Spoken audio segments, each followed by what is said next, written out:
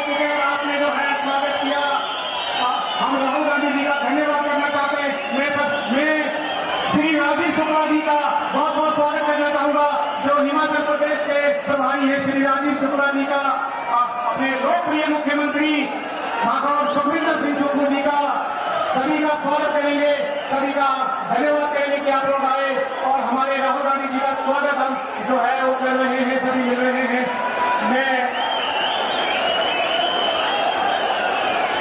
सभी से गुजारिश करूंगा कि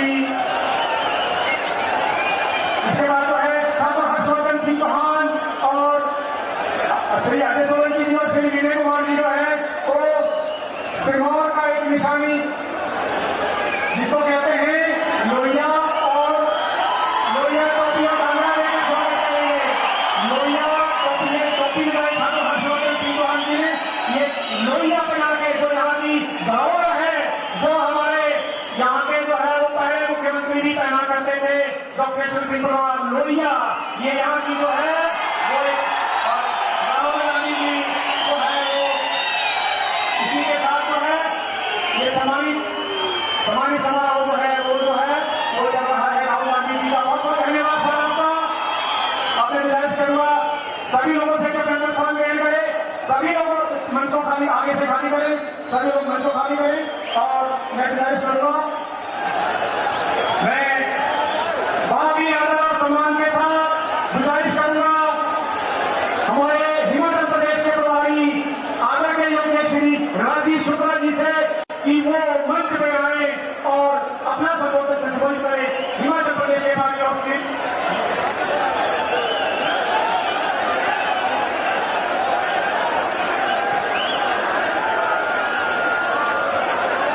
मैं आमंत्रित करूंगा हमारे लोकप्रिय मुख्यमंत्री ठाकुर सुखविंदर सिंह सुक्खू जी। एक बार तालियां बजाएं। ठाकुर सुखविंदर सिंह सुक्खू जिंदाबाद, ठाकुर सुखविंदर सिंह सुक्खू जिंदाबाद, ठाकुर सुखविंदर सिंह सुक्खू आगे बढ़ो।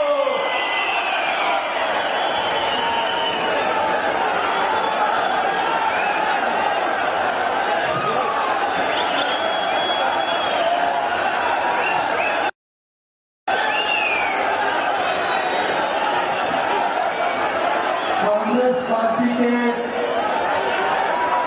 हमारे निस्वार्थ सेवा करने वाले, जनता का दर्द अपने दिल में सजोने वाले, एक पूर्व प्रधानमंत्री के पोते, एक पूर्व प्रधानमंत्री के बेटे, जिन्होंने 4500 किलोमीटर की लंबी यात्रा, जब समाज में अराजकता फैल रही थी, देश में अराजकता फैल रही थी, सम्मानित श्री राहुल गांधी जी, हमारे सम्मानित राजीव शुक्ला जी, सम्मानित प्रदेश कांग्रेस कमेटी के अध्यक्षा सम्मानित हर्षवर्धन चौहान जी, सम्मानित अजय सोलंकी जी, सम्मानित उपाध्यक्ष विनय कुमार जी, सभी सम्मानित मंच पर विराजमान और विनोद सुल्तानपुरी जी को क्षेत्र से युवा प्रत्याशी कांग्रेस पार्टी में सदस्य के लिए 15 महीने पहले हिमाचल प्रदेश में कांग्रेस की सरकार बनी। 40 वर्ष बाद एक आम परिवार का व्यक्ति माननीय राहुल गांधी जी के आशीर्वाद से मुख्यमंत्री बना।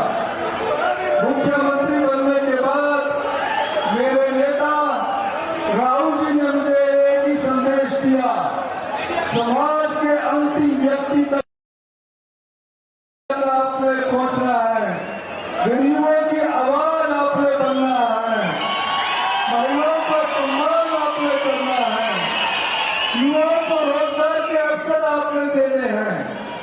इस सोच के साथ 15 महीने में हमारी सरकार ने मैं 5 महत्वपूर्ण फैसले उठाता हूं। राहुल जी के आदेश का हिमाचल प्रदेश में अक्षर पालन किया गया, पर हमारी सरकार को जो वोट के दम पर सत्ता नहीं हत्या सके, वो नोट के दम पर सत्ता की कुर्सी हत्याना चाहते थे। ऐसे लोगों को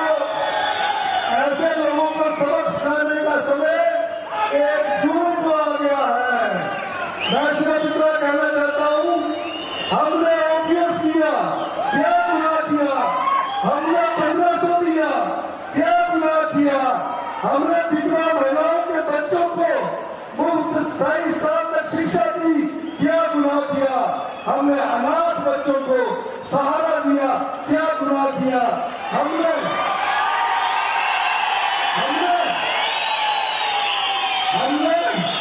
18 साल से ज्यादा की उम्र, जब तक उसके शरीर में सांस होगा, वो ताउम्र हम उसे 1500 रुपया महीना देंगे, 18,000 क्या साल का देंगे। प्रधानमंत्री सम्मान निधि का 2-2 हजार की 3 किस्तें आती है। राहुल जी का निर्देश था कि महिलाओं का सम्मान, हिमाचल प्रदेश में उनकी रक्षा सबसे तरफ करते हैं।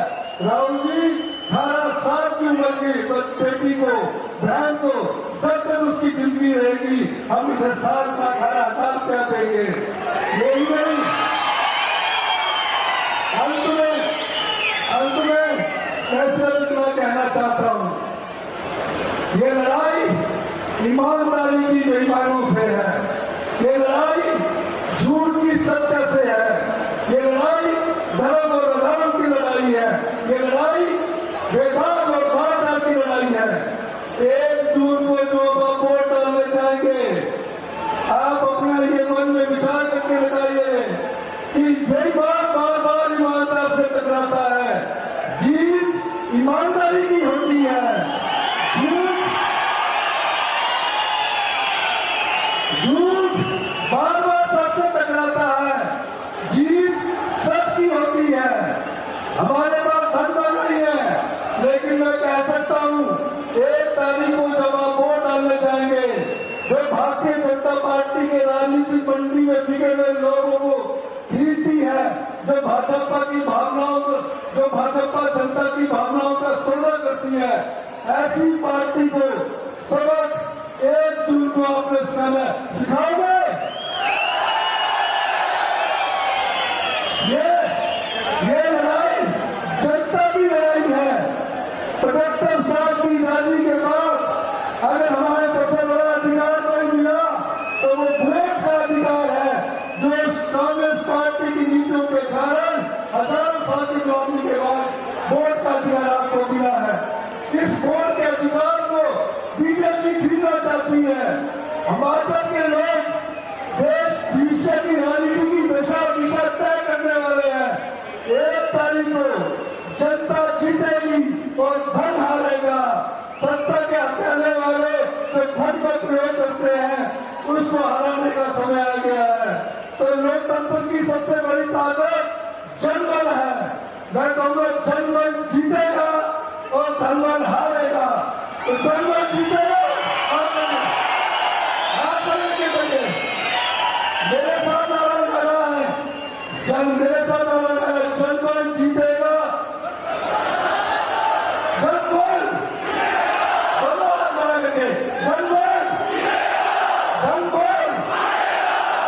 जनता जीतेगी, जनता ही धनबल को हरा सकती है। धन्यवाद। जय हिंद, जय भारत।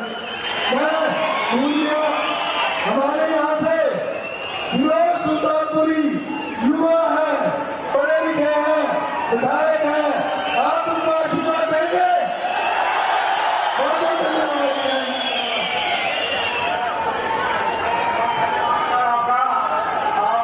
आपने बहुत खूबसूरत संबोधन से संबोधित किया और मैं बहुत ही आदर और सम्मान के साथ मंच पे आमंत्रित कर रहा हूँ हिमाचल प्रदेश कांग्रेस कमेटी के रक्षा श्रीमती प्रतिमा सिंह जी आए और अपने संबोधन से जो है हम सबको शुरुआत करें।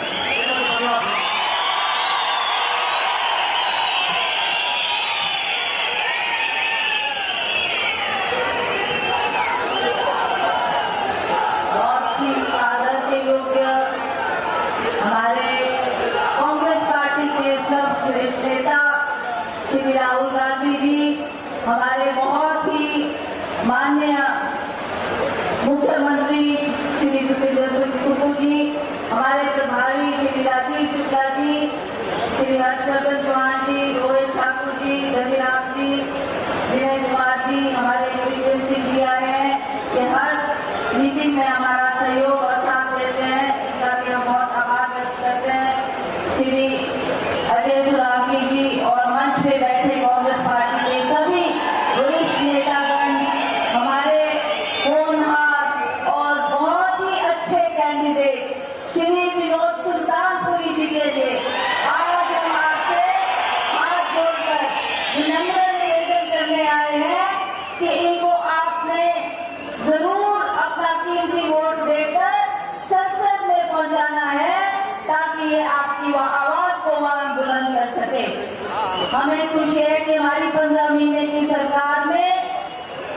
सुखविंदर सिंह सुक्खू जी ने बहुत अच्छा कार्य किया है।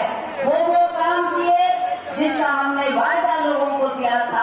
आपने ओपीएस लागू करके सभी हमारे सरकारी कर्मचारियों को जो पेंशन दिलाने का काम किया, उसके लिए सभी जनता की तरफ से आपका बहुत बहुत आभार।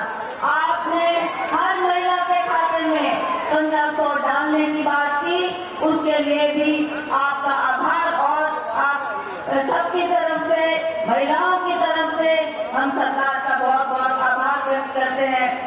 दूसरी तरफ अभी 15 महीने हुए हैं, अभी तो 3.5 साल बचे हैं। 3.5 साल में हमने शेष काम भी करने हैं, शेष वायदे भी पूरे करने हैं। आज आप जानते हैं कि भारतीय जनता पार्टी के लोग इस मैदान में उतरे हैं। पिछले कल मोदी जी यहाँ आए थे और बड़ी बड़ी बातें कह गए। मंडी में भी उन्होंने एक रैली को संबोधित करते हुए कहा, हमें पूछना है मोदी जी, जब हिमाचल प्रदेश में इतनी बड़ी त्रासदी आई, इतने बड़े भारी नुकसान हुआ, तो आप कहाँ थे? लोग आपकी तरफ नजरें टिकाए हुए थे कि मोदी जी हमारी मदद करेंगे। उस सड़क पर जैसे आपने केदारनाथ में की, आपने खुद में की, आप उस वक्त हमारी मदद करने नहीं आए।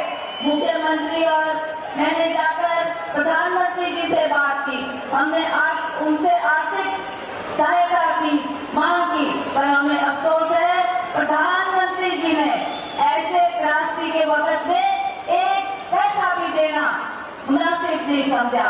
उन्होंने कहा था अपने भाषणों में कि मैं बेरोजगारों को एक साल में 2 करोड़ बच्चों को पूरे भारतवर्ष में रोजगार दूंगा।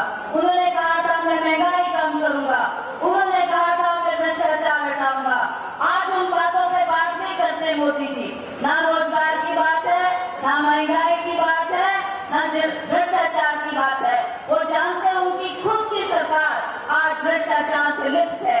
जिस तरीके का आज बहुत सारे देश में बना है, हम आभारी हमारी 25 पार्टियों के, जिन्होंने एक गठबंधन बनाकर अब हमें पूरा विश्वास है कि लोग हमारा साथ देंगे।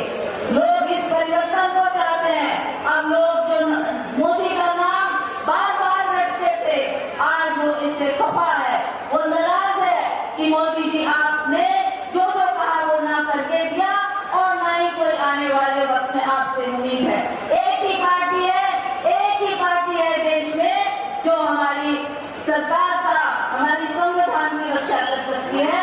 हम जो हमारे साथ अन्य पार्टियां जुड़ के आई है, हमारे हिमाचल प्रदेश में सीपीएम का हमारे सहयोग मिल रहा है, उनका समर्थन मिल रहा है, उनका साथ मिल रहा है। हम उनका भी बहुत बहुत आभार व्यक्त करना चाहते हैं। हम चाहते हैं कि हम सब मिलजुल कर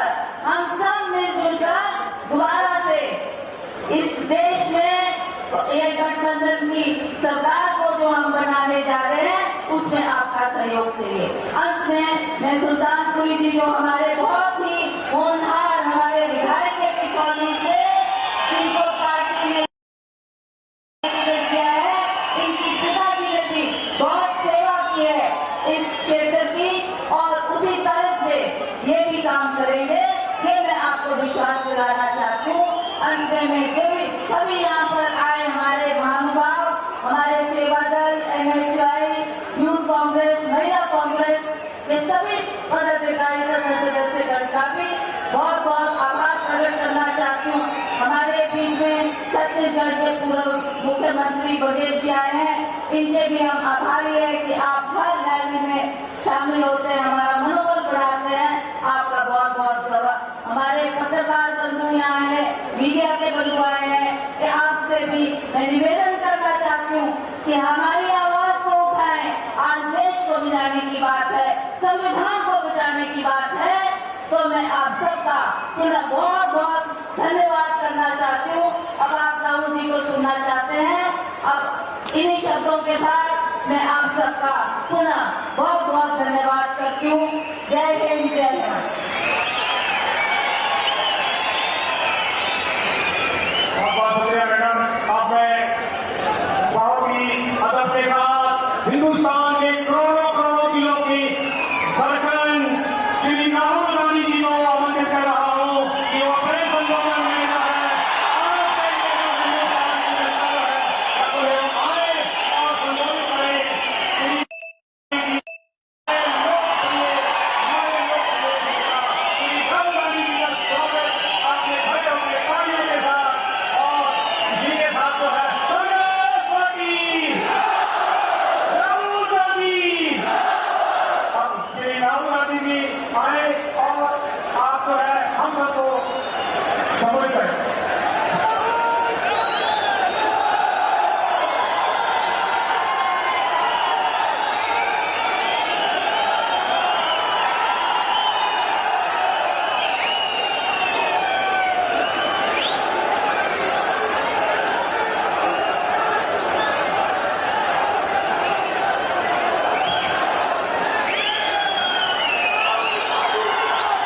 राजीव शुक्ला जी,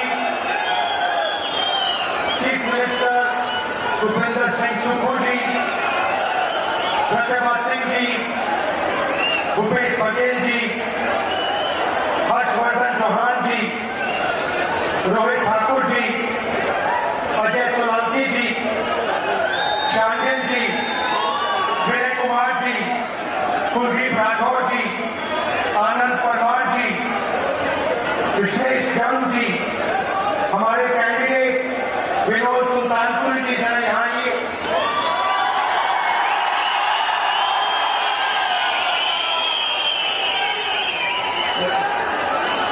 स्टेज पे वरिष्ठ नेता,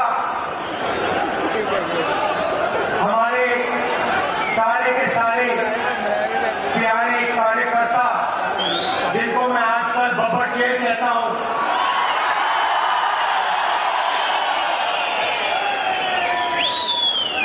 आमतौर से बब्बर शेर अकेला होता है, जंगल में अकेला मिलता है। यहां पे आया हूं, हजारों बब्बर शेर बैठे एक साथ। भाइयों और बहनों, हिमाचल प्रदेश के युवाओं और प्रेस के हमारे मित्र, आप सबका यहां बहुत बहुत स्वागत, नमस्कार। मूड तो आपका बहुत अच्छा है।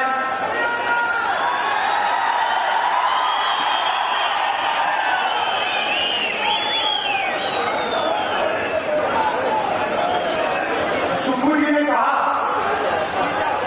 कि हिमाचल प्रदेश में 40 साल मेहनत करने के बाद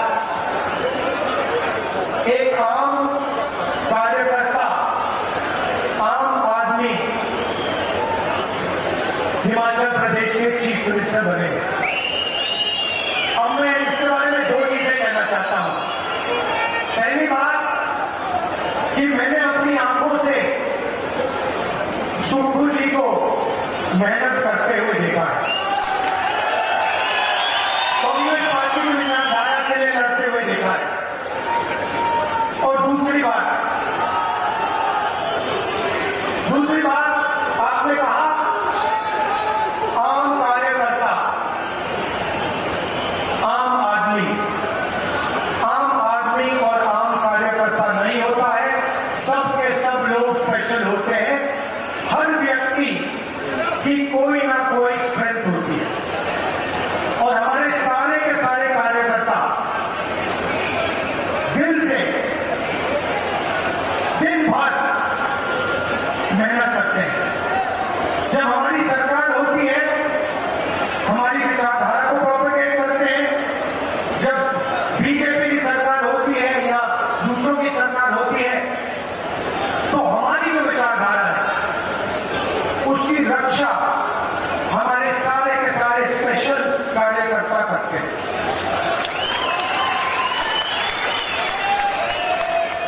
हमारे कार्यकर्ताओं में और बीजेपी के कार्यकर्ताओं में फर्क क्या है? बोलिए बाद में।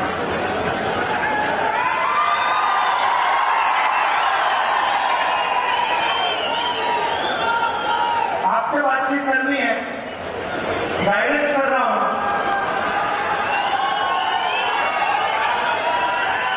हमारे कार्यकर्ता आजादी के लिए लड़े, हमारे लाखों कार्यकर्ता जनता की आवाज बनकर आजादी की लड़ाई लड़े और देश के लोगों के साथ मिलकर हमारे कार्यकर्ता ने देश को ये संविधान दिया। ये संविधान कोई मामूली किताब नहीं है। और कहा जाता है कि ये आजादी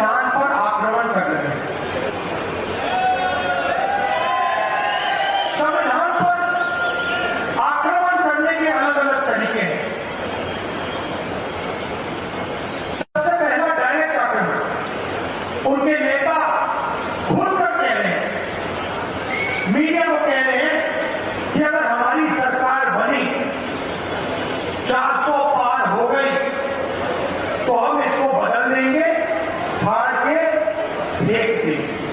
तो एक तो हुआ डायरेक्ट सामने कि हम इसको खत्म करेंगे। कांग्रेस पार्टी कहती है ये देश की आवाज है, वो कहते हैं नहीं, हमें ये नहीं चाहिए, देश की आवाज नहीं होनी चाहिए, सिर्फ नरेंद्र मोदी की आवाज होनी चाहिए।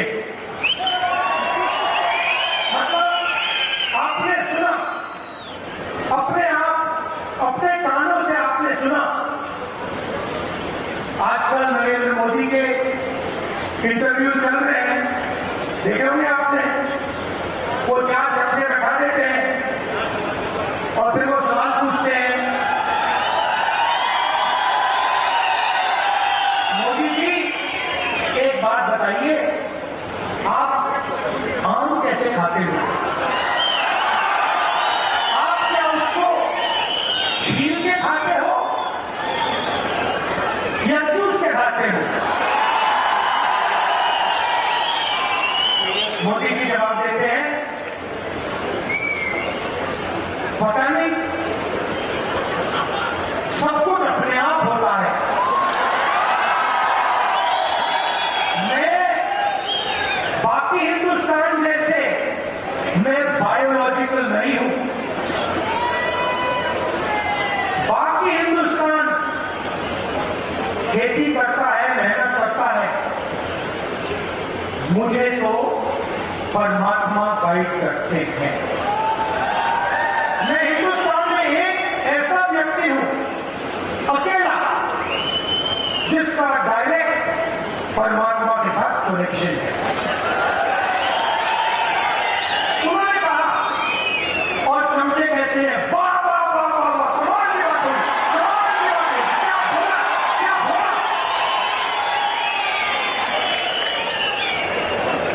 मतलब एक व्यक्ति जिसको डायरेक्ट परमात्मा के साथ कनेक्शन है, उसको इसकी क्या जरूरत है?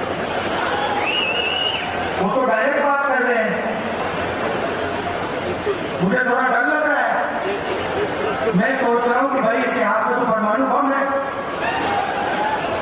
और मैं उनसे पूछना चाह रहा हूं, नरेंद्र मोदी जी, जो ये आपको फीलिंग आती है, क्या ये सुबह आती है, शाम को आती है या 24 घंटे आती है? मतलब ये पीरियडिकली आती है, जैसे शाम के 8 बजे आती है या सुबह 7 बजे आती है या फिर पूरे दिन लगती है? अलग अलग बीमारियां होती हैं, कोई शाम को आती है, कोई सुबह लगती है। तो ये मैं पूछना चाहता हूं नरेंद्र मोदी जी, आप अकेले हैं, आप डायरेक्ट भगवान से बात कर रहे हो। अच्छा, अगर एक दिन सुबह जी मेरे पास आए, बंद कमरे में मुझे कह दें कि राहुल जी मेरा डायरेक्ट परमात्मा से कनेक्शन है, मैं उनको कहूंगा सुबह जी ये सब ठीक है, हिमाचल की जनता को बाहर जाके मत भूल देना, बड़ी प्रॉब्लम हो जाएगी। मगर प्रधानमंत्री खुलकर बोल रहे हैं कि मेरा डायरेक्ट कनेक्शन है। तो ये हालत है हिंदुस्तान, मतलब मजाक कर रहा था। मैंने इनको कहा कि ये हमारे मित्र हैं, मीडिया के मित्र हैं, मगर ये हमारे मित्र है नहीं, अदानी के मित्र हैं। और हिमाचल के किसानों को मैं कहना चाहता हूं, ये जो इनकी पार्टनरशिप चल रही है, मोदी जी, अदानी जी और मीडिया वालों की, इसी के कारण आपको सेब के लिए सही दाम नहीं मिलता। सारे फैसिलिटीज नरेंद्र मोदी जी ने एक व्यक्ति को दी है, और जब भी वो चाहता है सेब के प्राइस को वो कंट्रोल कर सकता है। हिमाचल में सेब को कंट्रोल कर रहे हैं, मुंबई में एयरपोर्ट, लखनऊ में एयरपोर्ट, 7 एयरपोर्ट बना दिए 50 साल के लिए। ये हिंदुस्तान की पूंजी है, ये आपका धन है। नरेंद्र मोदी ने हिमाचल के सेब पकड़ा दिए, एयरपोर्ट पकड़ा दिए, हिंदुस्तान के सारे पोर्ट्स पकड़ा दिए। हथियार जो पहले इंडियन ऑर्डिनेंस फैक्ट्री बनाती थी, वो अब अडानी बनाएंगे। तो सारा का सारा काम 20 शायद परमात्मा नरेंद्र मोदी जी को कह रहे हैं कि भैया आपको अदानी की मदद करनी चाहिए। यही हो सकता है। तो पिछले 10 सालों में सारा का सारा काम 22-25 लोगों के लिए हुआ है। यहां पे आपदा आई, हिमाचल प्रदेश ने प्रधानमंत्री से सपोर्ट मांगी। अगले महीने में प्रधानमंत्री आएंगे। आप हिमाचल की जनता को बताइए, जब हिमाचल की जनता को जरूरत थी आपने हिमाचल को कितने पैसे भेजे? हमने 9,000 करोड़ मांगे थे, उन्होंने नहीं भेजे। मगर 22 लोगों का पिछले 10 साल में नरेंद्र मोदी जी ने 16 लाख करोड़ रुपया कर्जा माफ किया। आपने 9,000 करोड़ रुपए मांगा, आपको कहा हम नहीं देंगे। आप मुश्किल में थे, 22,000 परिवारों को नुकसान हुआ, सब कुछ हो गए और प्रधानमंत्री कहते हैं हम आपको नहीं देंगे। आपको 9,000 करोड़ नहीं दिया, उनको 16 लाख करोड़ रुपए दिया। मतलब अगर आप साल का मनरेगा का पैसा लें, 24 साल मनरेगा का पैसा उन्होंने 22 लोगों को पकड़ा दिया। हमने किसानों का कर्जा माफ किया था यूपीए के टाइम। 24 साल अगर आप उस कर्जे को माफ करते किसानों, उतना बनता है 16 लाख। और ऐसे के दिया, उसको कहते हैं विकास। और जब आप मनरेगा देते हैं, भोजन का अधिकार देते हैं, किसानों का कर्जा माफ करते हैं, मीडिया वाले कहते हैं देखो किसानों की आदत बिगाड़ने हैं, मजदूरों की आदत बिगाड़ने हैं, गरीबों की आदत बिगाड़ने हैं। अमीरों का काम होता है, ये फैशन बन गया है, ये फैशन बन गया है मीडिया के हाथ में। आपने मीडिया में, हिमाचल प्रदेश की मीडिया में कभी सेब के किसान को देखा है? कभी टीवी पे आते हैं सेब के किसान? कभी उनकी बात चलती है? कभी मजदूर को देखा है? नहीं। अदानी की अंबानी की शादी देखी आपने? देखी? 8 करोड़ रुपए की गाड़ी में घूम रहे हैं और मीडिया वाले वाह पैसा किसका है? आपका है। कहां से आया? जीएसटी से आया, सेब के किसानों में जेब से आया। तो ये 2 तरीके के मतलब रास्ते हैं। 22-25 लोग हैं जो भी सपना देखना चाहते हैं, पूरा हो जाता है और बाकी हिंदुस्तान देखा रह जाता है। तो यही देश के सामने सबसे बड़ा सवाल है और इसका आज मैं आपको जवाब देने आया हूं। 10 साल में उन्होंने 16 लाख करोड़ रुपया 22-25 लोगों को दिया, मतलब 22 अरबपति उन्होंने बनाए। अगर आप अदानी की शेयर प्राइस देखें, प्रधानमंत्री नरेंद्र मोदी स्वेरिंग होते हैं और उसके एकदम आज आप जाके गूगल पे देखिए, अदानी जी की शेयर प्राइस बढ़ती जाती है, बढ़ती जाती है, बढ़ती जाती है डायरेक्ट। पूरा देश जानता है, जो शेयर खरीदे जानते हैं भैया अगर नरेंद्र मोदी है तो अदानी का बिजनेस आसमान में जाए, पूरा देश जानता है, सारे इन्वेस्टर्स जानते हैं। तो इन्होंने 22 अरबपति बनाए। अब हमें भी काम करना है, हम करोड़ों लाखपति बनाने जा रहे हैं।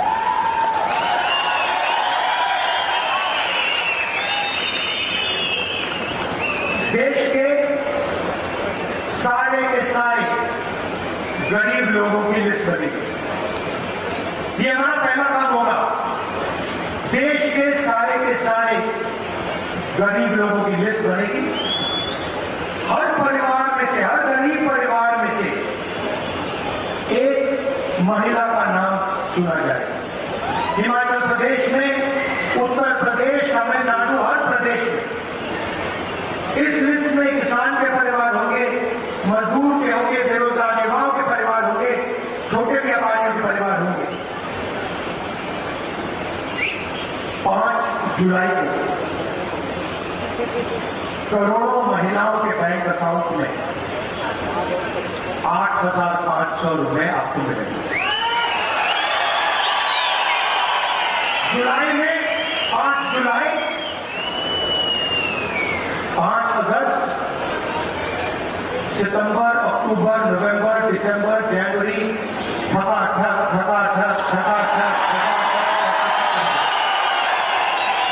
और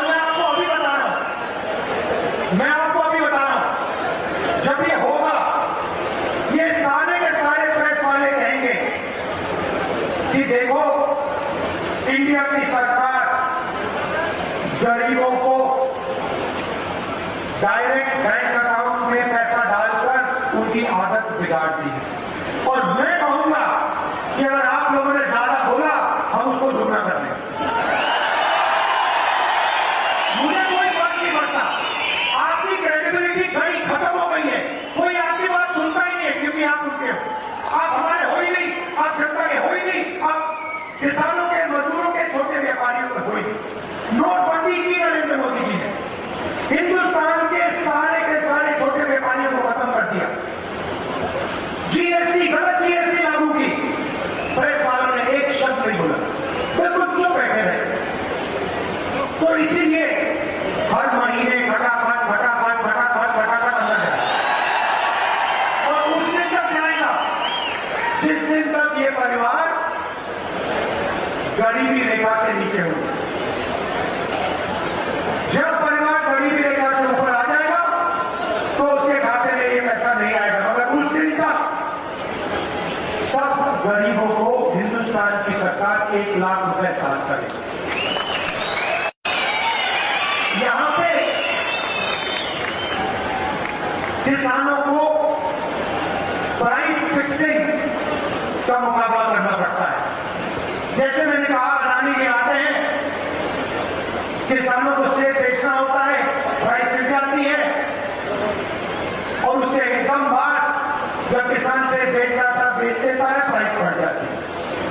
ये हालत पूरे देश में है।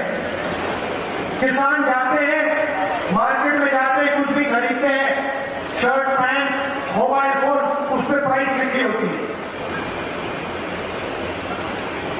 मगर किसानों को सेब के लिए, अनाज के लिए, गेहूं के लिए, कपास के लिए, धान के लिए सही दाम नहीं मिलता है। सही बात है ना? इसीलिए पहली बार हम एक क्रांतिकारी काम करने जा रहे हैं। हिंदुस्तान में हिंदुस्तान के किसानों को एक कानूनी मिनिमम सपोर्ट प्राइस, कम से कम दाम, कानूनी कम से कम दाम हम देने जा रहे हैं, और वहां नहीं रुकेंगे। मैंने महिलाओं की बात की, 1 लाख रुपए आपके बैंक अकाउंट में जा रहा है, किसानों का हम कर्जा माफ करने जा रहे हैं, जैसे उन्होंने पतियों का किया, जैसे आप किसानों का करें। अच्छा, एक बात भूल गया, यहां पे महिलाएं भी हैं, पुरुष भी बैठे हैं, मैं इनके चेहरे देख रहा हूं, पुरुषों के चेहरे देख रहा हूं, देख रहे मेरी ओर, ये कह रहे भैया महिलाओं के बैंक अकाउंट में की, हमारे बैंक अकाउंट में क्यों नहीं? महिलाएं थोड़ी खुश दिख रही हैं, पुरुष सोच रहे भैया बैंक अकाउंट से पैसा हमारे यहां कैसे आएगा, प्लानिंग कर रहे हैं। तो मैं आपको बताना चाहता हूं कि महिलाओं के बैंक अकाउंट में क्यों, और शायद हिमाचल प्रदेश इसका सबसे बड़ा उदाहरण है। 21वीं सदी में स्त्री और पुरुष दोनों काम करते हैं। स्त्री और पुरुष मजदूरी करते हैं, जॉब करते हैं, डिलीवरी का काम करते हैं, कॉल सेंटर में काम करते हैं। 8-10 घंटे हिंदुस्तान के स्त्री और पुरुष घर के बाहर काम करते हैं। उसके लिए स्त्री को और पुरुष को सैलरी मिलती है, पैसा मिलता है, कॉम्पनसेशन मिलती है, मगर फिर शाम को स्त्री और पुरुष बढ़ जाते हैं। पुरुष रिलैक्स करते हैं और स्त्री 8 घंटे और काम करते हैं। मतलब अगर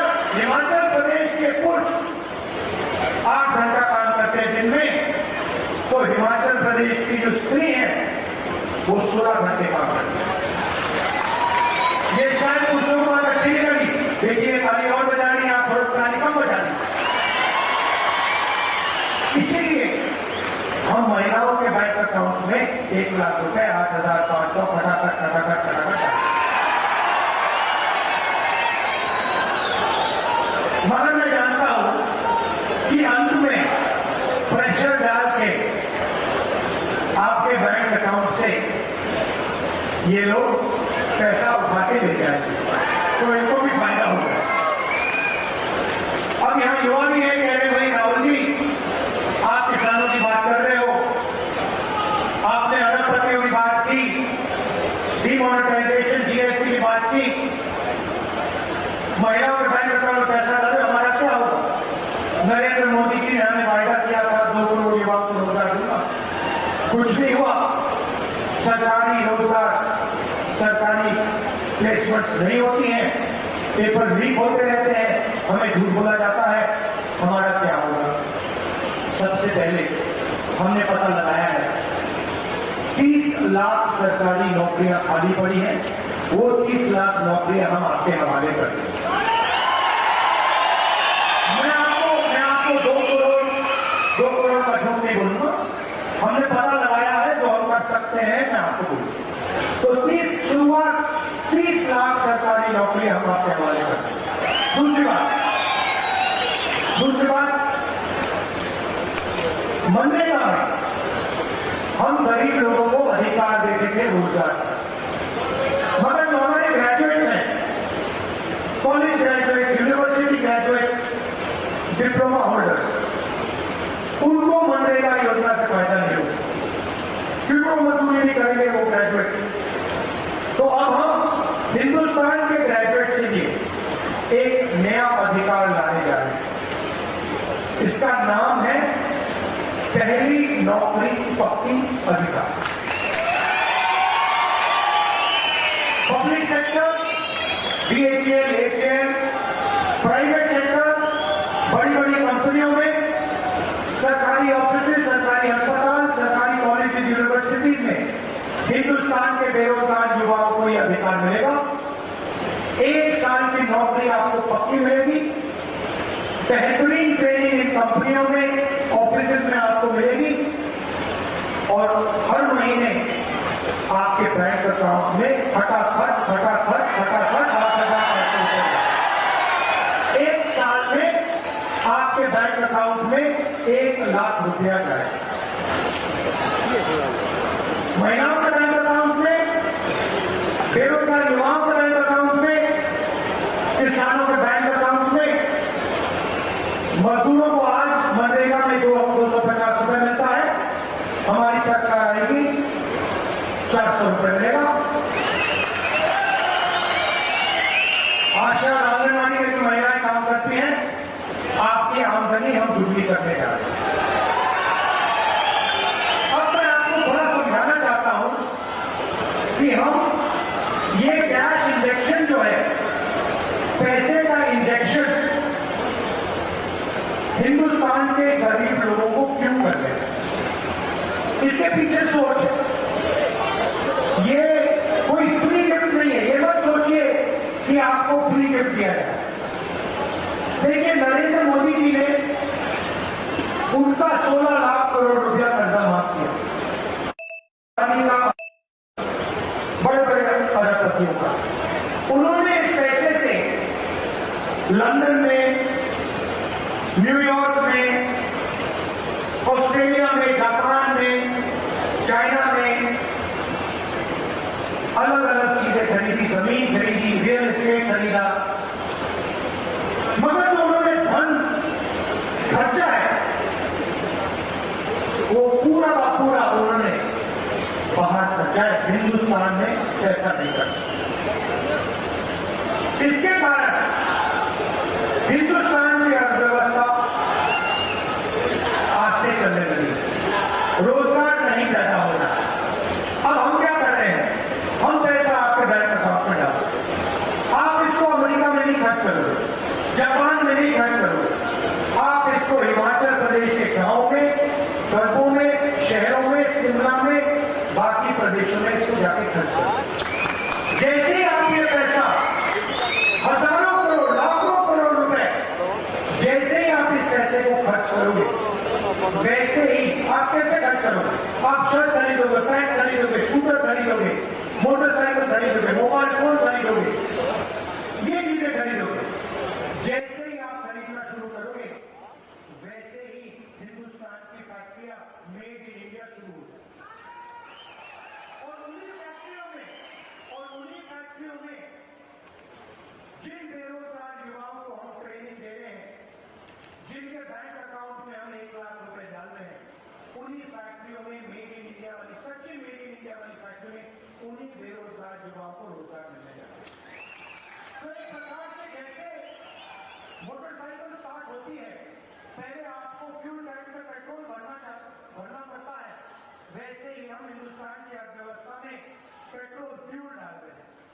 आपके जैसे फ्यूल डाल रहे हैं, उसके बाद हिंदुस्तान की अर्थव्यवस्था चालू होगी और एक बार फिर जो पहले रोजगार होता था वो एक बार फिर आपको मिलेगा। तो ये हमारी प्लानिंग है। मैं आप सबका दिल से धन्यवाद करता हूं। देखिए, यहां आपदा आई, हमने हिमाचल प्रदेश की जनता ने आपके चीफ मिनिस्टर के माध्यम से 9,000 करोड़ रुपए मांगे थे। उन्होंने ये पैसा आपको नहीं दिया, मना किया।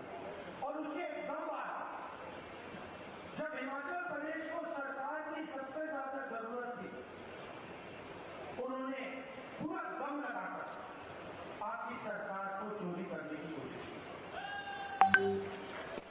ये आप भूलिए मत, लड़ाई कॉन्स्टिट्यूशन की है, संविधान की।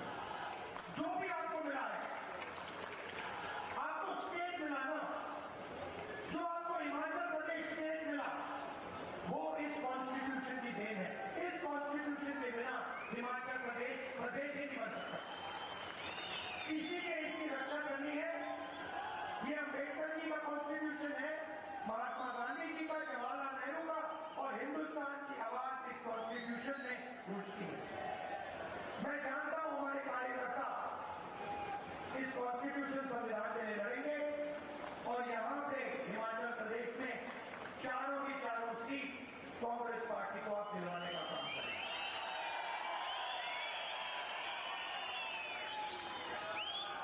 मेरी बहन को तो आप उठाते ले गए, वो शिमला में रहती है।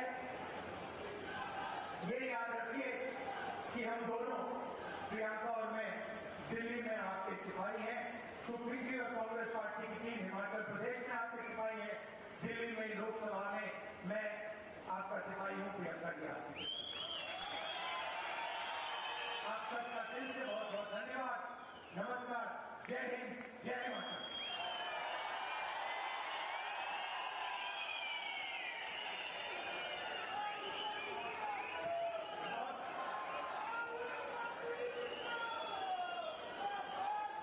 हेलो हेलो, बहुत शुक्रिया। Congress party, Rahul Gandhi, Rahul Gandhi, Congress party. अब मैं दर्ज करूंगा श्री आनंद कुमार जी की वो जो है वो धन्यवाद करें। अरे यहाँ के युवा प्रत्याशी हैं, इनको भारी बहुमत से आप जिताइए। धन्यवाद। माननीय हमारे जननायक राहुल गांधी जी यहाँ पर उपस्थित सम्मानित, आप सभी का मैं यहाँ पधारने पर बहुत बहुत हार्दिक धन्यवाद और आभार व्यक्त करता हूँ और आपसे यही आह्वान करता हूँ कि आप सभी यहाँ से ये संकल्प लेकर जाएं कि आने